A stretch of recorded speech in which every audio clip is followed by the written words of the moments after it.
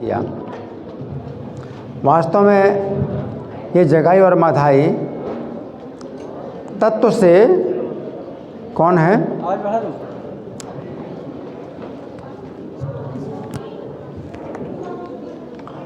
जगाई, अच्छा हरि बोल।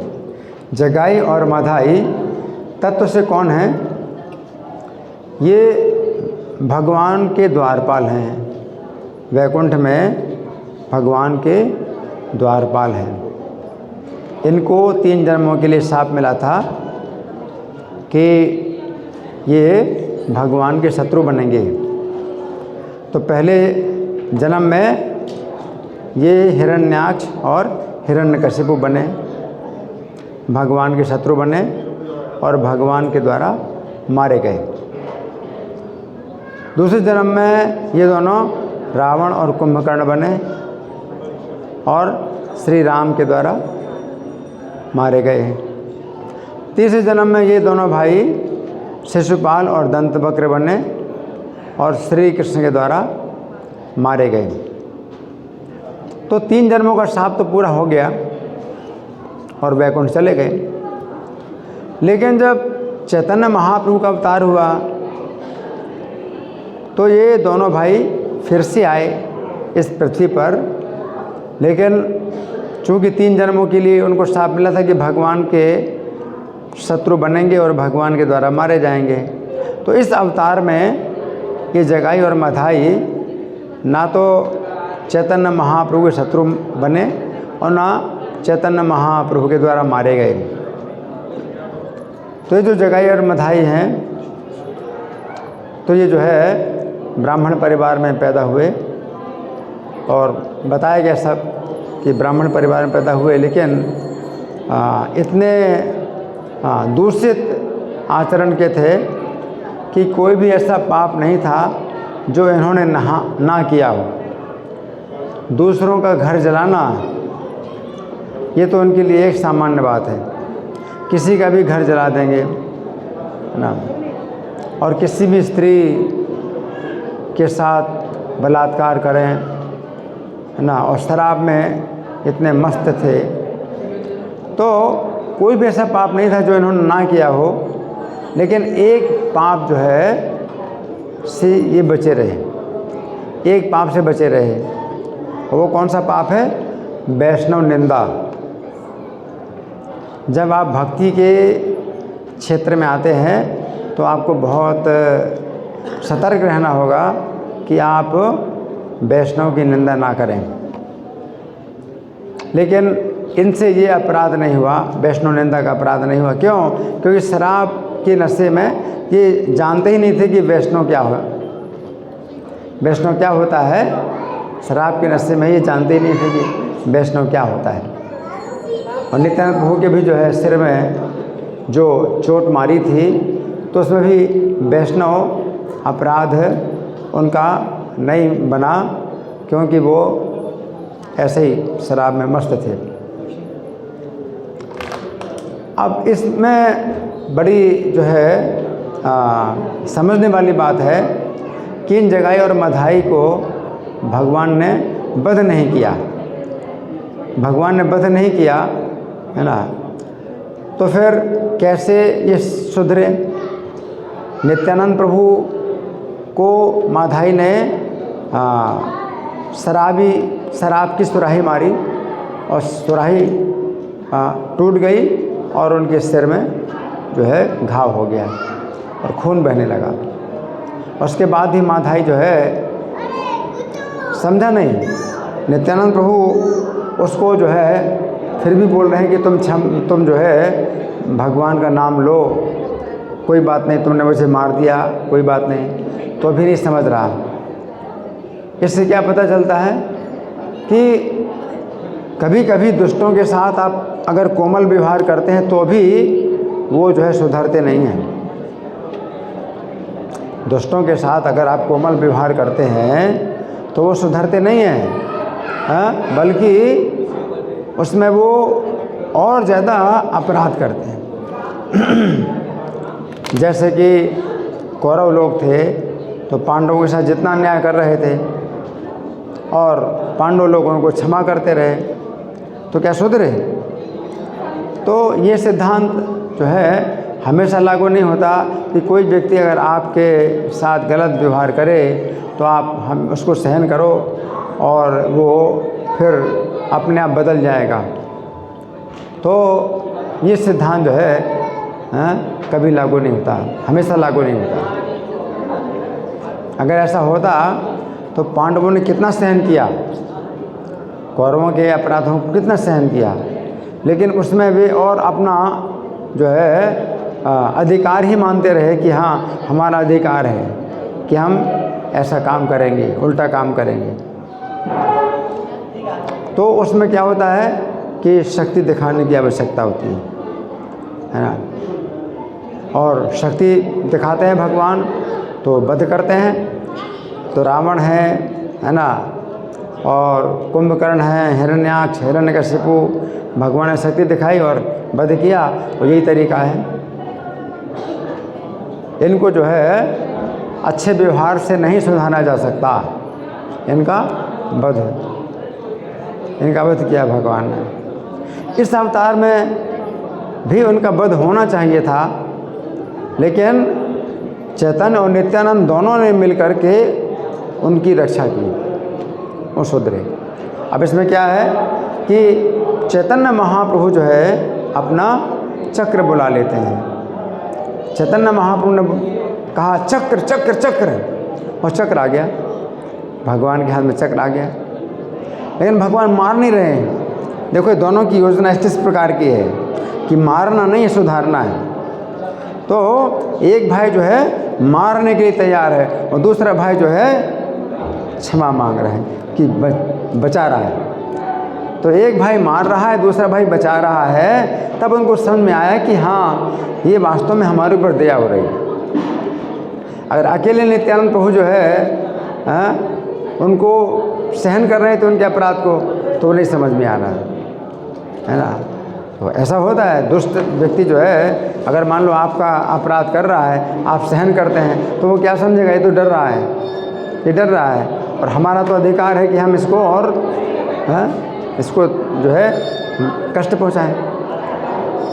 लेकिन भगवान चेतन अगर चाहते तो मार देते चक्र में तो 1 सेकंड भी नहीं लगता। भगवान के हाथ में चक्र जब आया 1 सेकंड भी नहीं लगता कि उसको मारने में, लेकिन भगवान जो है ऐसे कर रहे हैं और जो नित्यानंद प्रभु जो है मत मारिए प्रभु, मत मारिए प्रभु, मत मारिए। अब उनको समझ में आया कि देखो ये है दया, ये दया है। तो जब जो है दुष्ट व्यक्ति को शक्ति दिखाई जाती है और फिर जो है उसको जो है नहीं मारा जाता है, कोई दूसरा व्यक्ति जो है उसके पक्ष में जो है उसको बचाता है, तो समझ आता है कि हाँ ये जो है ये दया है ना। तो ये बहुत ज़रूरी है ना। उसी प्रकार से भगवान श्री कृष्ण के अवतार में तो श्री कृष्ण जो है रुक्मिणी का अपहरण करते हैं। रुक्मिणी का भाई जो रुक्मी था वो जो है श्री कृष्ण को जो है मारना चाहता था। तो फिर भगवान ने क्या किया, उसको जो है पराजित किया और अपनी तलवार जो है उठाई मारने के लिए। तो भगवान चाहते मार देते, लेकिन रुक्मिणी का भाई है तो इसको मारना नहीं चाहते हैं, तो रुक्मिणी को अवसर देते हैं कि तुम बचाओ अपने भाई को। इसलिए भगवान जो है ऐसे रुक्मिणी को कर रहे हैं मारने के लिए, उसको गिराया है और मारने के लिए कर रहे हैं। और रुक्मिणी जी जो है मतलब मेरे भाई की रक्षा करो, मेरे भाई को क्षमा करो, मेरे भाई को बचाओ। तो इस प्रकार से रुक्मिणी का जो है रक्षा कराई।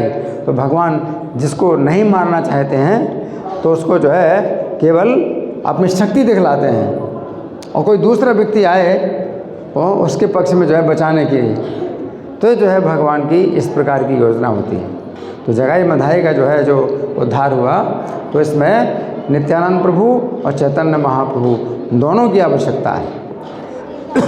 जब तक दोनों भाई मिलकर के कार्य नहीं करते हैं तब तक कोई व्यक्ति जो है सुधरता नहीं है ना। तो दूसरे अवतारों में भगवान जो है वध कर देते हैं और उनको मुक्ति प्रदान कर देते हैं, लेकिन इस अवतार में चैतन्य और नित्यानंद ये जो है इतने दयालु हैं। एक भाई शक्ति दिखाता है, दूसरा भाई जो है बचाता है, और इस प्रकार से फिर उनको क्या है भक्ति प्रदान की। तो जगाई मधाई को इतना बड़ा भक्त बना दिया, इतना बड़ा भक्त बना दिया कि जितने भक्त लोग थे वो भी जो है चकित हो गए कि कैसी स्तुति करी आपने।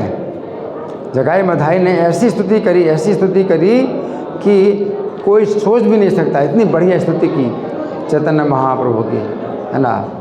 तो उन्होंने जगाई मधाई ने ये कहा कि आपने जो है आज अपनी दया का रिकॉर्ड तोड़ दिया। आपकी कितनी बड़ी दया है, ऐसी दया तो आपने किसी के भी ऊपर नहीं की है। जैसे पूतना का आपने वध किया था, है, तो पूतना का जब वध किया तो उसको जो है अपनी माता का पद दे दिया, लेकिन इसको कौन देख पाया?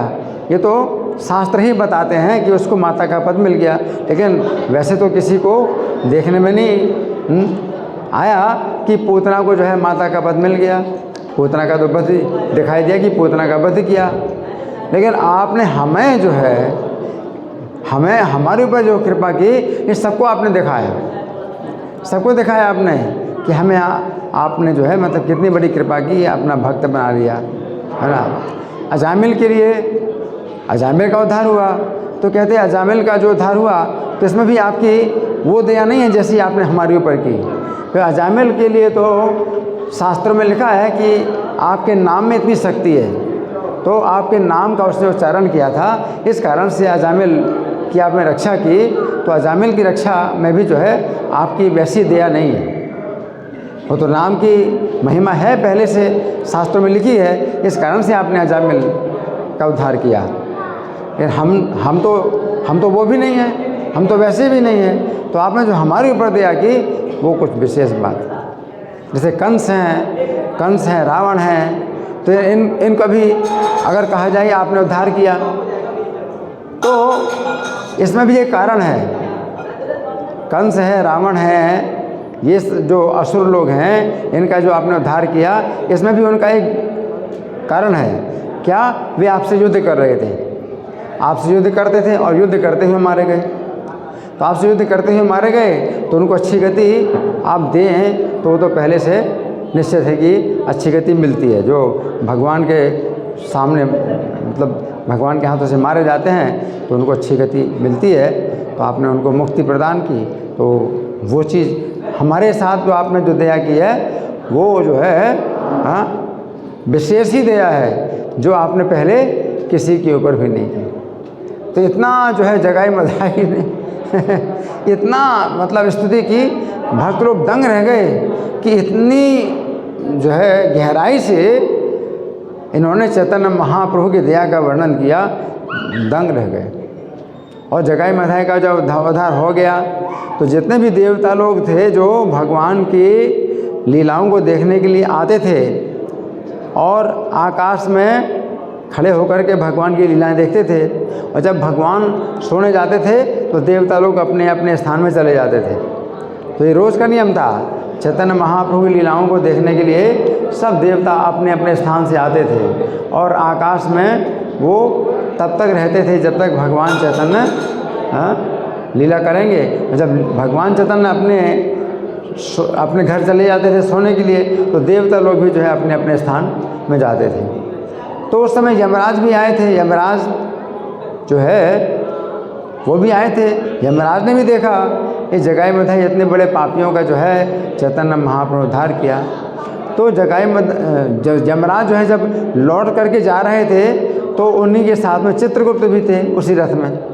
तो यमराज ने चित्रगुप्त से पूछा कि चित्रगुप्त ज़रा ये तो बताओ कि जगाई मधाई के कितने पाप थे। अब तो जो है उन्होंने उद्धार कर दिया, तो हमें कुछ करना नहीं है, वो तो भगवान ने उनको सब पाप मिटा दिए। लेकिन वैसे मैं पूछ रहा हूँ जानने के लिए कि इनके कितने पाप थे। तो चित्रगुप्त कहते हैं कि महाराज आप अगर पूछते हैं कि इनके कितने पाप थे तो मैं बताता हूँ कि आपको अंदाज़ा बताता हूँ इनके कितने पाप थे। अगर 100 मुनीम